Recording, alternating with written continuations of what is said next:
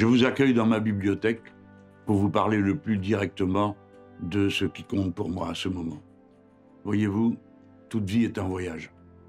Le mien a commencé, il y a déjà quelque temps, dans le Maghreb où je suis né. Puis avec les guerres d'indépendance, la politique a vite soufflé dans mes voiles, si bien que j'ai habité ici, là, un peu partout en France, et j'ai voyagé pratiquement tous les continents.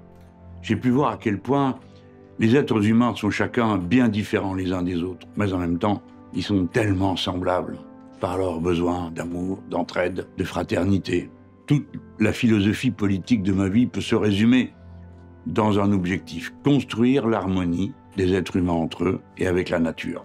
Cette photo a été prise l'année de ma naissance. On y voit tout ce qui compte encore maintenant pour moi.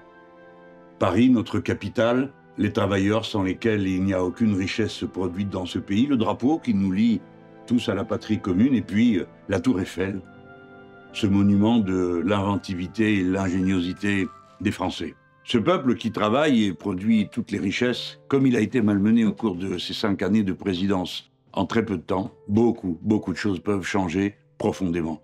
Par exemple, dès le lendemain de l'élection, il y aura le blocage des prix de première nécessité, comme le gaz, l'électricité, l'essence. Il y aura l'augmentation du SMIC à 1 400 € net. Et puis, très rapidement, la retraite à 60 ans, et pas une retraite en dessous du niveau du SMIC pour une carrière complète. Il y a urgence donc à avoir une méthode générale, la planification écologique.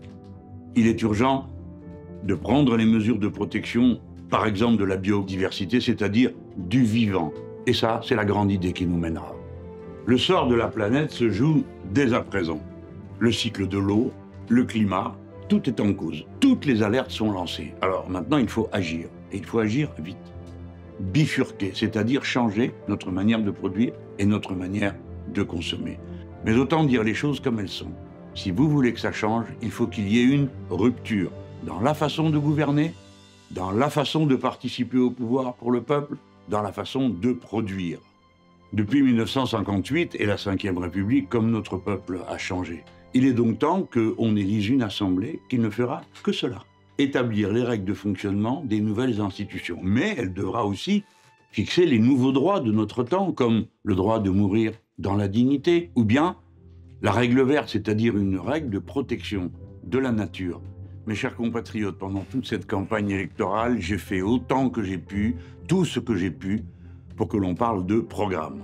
Le mien, l'Avenir en commun, a été noté comme l'un ou le plus précis et le plus concret par de nombreux observateurs de tous bords. Dès lors, avec les parlementaires, députés à l'Assemblée nationale, députés au Parlement européen insoumis, mais aussi avec les personnalités qui nous ont rejoints dans l'Union populaire, nous avons une équipe et un programme pour changer la vie dans laquelle nous nous trouvons.